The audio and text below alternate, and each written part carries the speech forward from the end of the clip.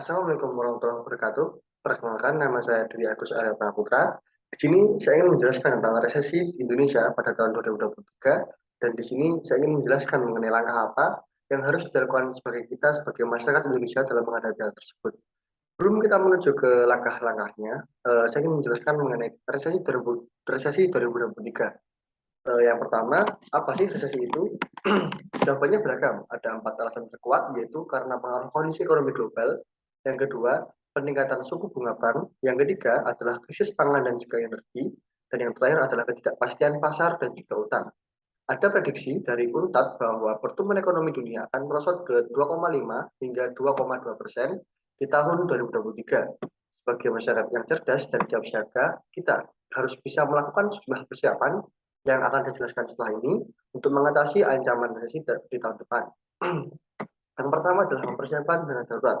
Langkah utama yang benar-benar harus kita lakukan untuk menghadapi resesi tahun 2023 adalah dengan mempersiapkan dana darurat, dan jika kita sudah melakukan hal ini, maka tingkatkan lebih untuk porsinya. Jika kita semula hanya menyisakan uang sekitar 10% penghasilan, maka saat ini kita harus menjaga hingga 20 sampai 20% penghasilan yang kita dapatkan untuk kita tabung sebagai dana darurat agar kita mampu menghadapi resesi pada tahun 2023. Yang kedua adalah kita harus membatasi pengeluaran.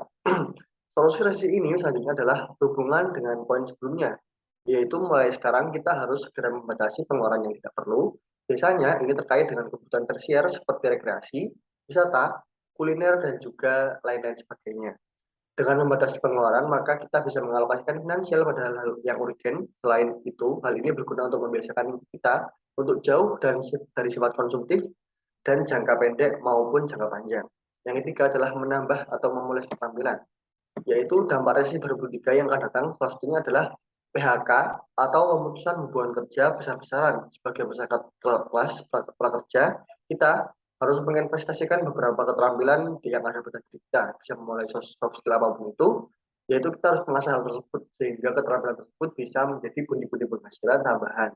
Untuk mempermudah penguasaan keterampilan, kita bisa sekali mengikuti kelas pelatihan, mengikuti seminar, ataupun mengikuti organisasi yang ada di sekitar kita.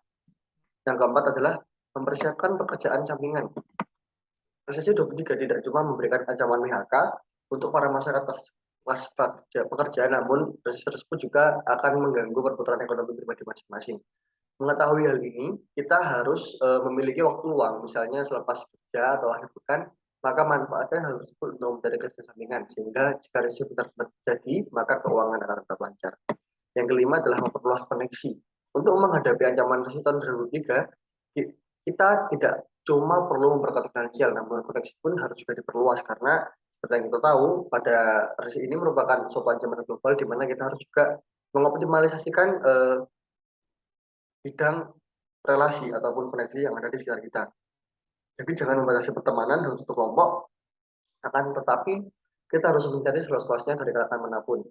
Dengan koneksi yang luas, maka roda perekonomian pribadi pun menjadi lancar. Kamu akan terbantu jika membuka usaha, begitupun dengan mencari pekerjaan baru setelah PHK yang besar-besaran. Hal itu juga bisa semakin mudah jika hal-hal tadi perlu dilakukan untuk mempersiapkan diri dari ancaman resesi sendiri. Untuk mengatasi gelombang resesi ekonomi, kita juga bisa mempersiapkan dana darurat seperti di nomor 1, salah satunya dengan menginvestasikan 100.000 aja melalui beberapa microfinance ataupun marketplace yang ada di internet ataupun di sekitar kita.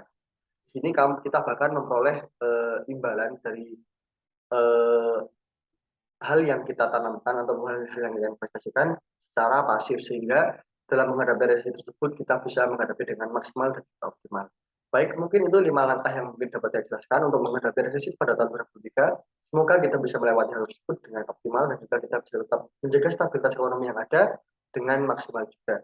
Mungkin cukup sekian dari saya. Wassalamualaikum warahmatullahi wabarakatuh.